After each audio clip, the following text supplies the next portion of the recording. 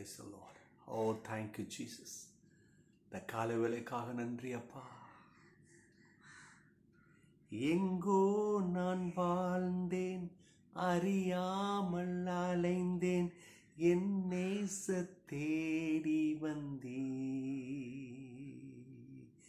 எங்கோ நான் வாழ்ந்தேன், அறியாமல் அலைந்தேன், என் நேச தேடி வந்தே. நெஞ்சார அனைத்து முத்தங்கள் கொடுத்து நிழலாய் மாற்றிவிட்டே. என்னை நெஞ்சார அனைத்து முத்தங்கள் கொடுத்து நிழலாய் மாறிவிட்டே. நன்றி உமக்கு நன்றி, நன்றி உமக்கு நன்றி. எல்லாம் சேர்ந்து அப்பா பிதாவே, அன்பான தேவா, அருமை இரட்சகரே, ஆவியானவரே, எங்கள் அப்பா பிதாவே, அன்பான தேவா, அருமை இரட்சகரே, ஆவியானவரே, ஆவியானவரே. எங்கேயோ வாழ்ந்தோம் அப்பா, அறியாம இருந்தோம். நன்னீர் எங்களை தேடி வந்து கண்டுபிடித்து எங்களை வாழ வைத்து கொண்டிருக்கிற நல்ல தெய்வமே, இந்த காலை வேளையிலும் ஒரு வார்த்தைக்காக காத்து கொண்டிருக்கிறோம். ஒரு வார்த்தையில எங்களை பலப்படுத்துங்க, சகாயப்படுத்துங்க. சில காரியங்கள் செய்து செய்து தோல்விதான். அது வேலை வாய்ப்பாக இருக்கட்டும், அது எங்களுடைய தொழிலாக இருக்கட்டும். தெய்வமே, இன்றைக்கு உமது கரத்திலிருந்து நன்மை வரட்டும். எங்களுக்கு உதவி செய்யுங்க. எங்க கையின் பிரயாசங்களை வாய்க்க பண்ணுங்க. நீர் எங்களை தேடி வந்து மீட்ட தெய்வம் அல்லவா? நாங்கள் உண்மையே நம்புகிறோம். இன்றைக்கும் எங்களுடைய கண்ணீரை துடைத்து ஆனந்த ஆக்களிப்போடு கூட நீ செய்ய போகிற நன்மைகளை நினைத்து துதிக்கிறோம். நடத்துங்கப்பா. ஆமென், ஆமென். தெய்வ மக்களே, இன்னைக்கும் கர்த்தர் நமக்கு உதவி செய்வார். அவர் மறக்க மாட்டார். அவர் நம்மை விட்டு விலக மாட்டார். நமக்கு உதவி செய்வார். ஆமென். செப்பனியா 3ஆம் அதிகாரம் 15ஆம் வசனம் இப்படியாக வருகிறது. அதை நாம் ஆதாரமாக எடுப்போம். கர்த்தர் உன் ஆக்கினைகளை அகற்றி உன் சத்துருக்களை விலக்கினார். இஸ்ரவேலின் ராஜாவாகிய கர்த்தர் உன் நடுவில் இருக்கிறார். இனி தீங்கை காணாதிருப்பாய். ஆமென், ஹல்லேலூயா. சோத்திர கரங்களை தட்டி கர்த்தருக்கு நன்றி செலுத்துங்க. தேவ வார்த்தை திட்டமும் தெளிவுமாக வருகிறது. இனி நீ தீங்கை காணாதிருப்பாய். ஏனென்று சொன்னால் கர்த்தர் நம் நடுவிலே இருக்கிறார். கர்த்தர் நம்மோடு கூட வாசம் செய்ய போகிறார். எத்தனை பேர் நம்புறீங்க? இனிமேல் தீமை வராததுக்கு உத்தரவாதம் என்னன்னா, கர்த்தர் நம் நடுவில் இருக்கிறார். ஹல்லேலூயா, ஆமென். 2 மிக முக்கியமான காரியம் இந்த வசனத்துல வருது. ஒன்று, கர்த்தர் உன் ஆக்கினைகளை அகற்றி, 2வது சத்துருக்களை விலக்கினார். 2 இம்பார்ட்டன்ட் ஏரியா. நம்முடைய வாழ்க்கையில 2 முக்கியமான காரியம். இந்த 2 முக்கியமான காரியங்கள்ல இருந்து தான் தீமைகளும் நாசங்களும் தொல்லைகளும் தடைகளும் அவமானங்களும் வர்றதுக்கு காரணம். அந்த 2 பகுதியும் இன்னைக்கு காலையில கர்த்தர் கவனம் செலுத்துகிறார். ஆமென். ஒன்று என்னன்னா, ஆக்கினைகளை அகற்றி. அப்படின்னா என்ன இல்லையா? நம்ம கர்த்தருக்கு விரோதமான செய்த காரியங்கள், இந்த பகுதியை வாசித்து பாருங்க.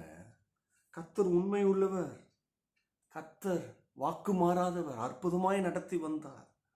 ஆனால் பாருங்க, கர்த்தர் சொன்ன வார்த்தையை கேட்காதபடி துணிகரமாய் காரியங்களை செஞ்சாங்க. கர்த்தரை விட்டு விலகுனாங்க. கர்த்தர் ஜீவன் உள்ளவர், எவ்வளவு அவர்களை நேசிச்சாரு. அதை விட்டுட்டு அந்நிய காரியங்களை உள்ள விட்டாங்க. அது கர்த்தருக்கு அருவருப்புன்னு தெரிஞ்சுமே விட்டாங்க. பாருங்க, இது மாத்திரமல்ல, உள்ள விட்டுன்னா என்ன நடந்துருது? ஒழுக்கம் மாறுது, ஜீவியம் மாறுது, பரிசுத்தம் போகுது. இதெல்லாம் அசுத்தமோ அதை விரும்ப வருது, அது மேல நாட்டம் வருது. என்னைக்கு ஒரு மனுஷன் கர்த்தர்கிட்ட இருந்த கனெக்ஷனை விடுறானோ, உள்ள உலகத்தை விடும் பொழுது உலகம் அட்ராக்ட் பண்ணும். தீமை, நாசம், பொல்லாத காரியங்கள்னா விருப்பம் வரும். அதை நியாயப்படுத்த ஆரம்பிச்சிருவான், அதை செய்யவும் செய்வான்.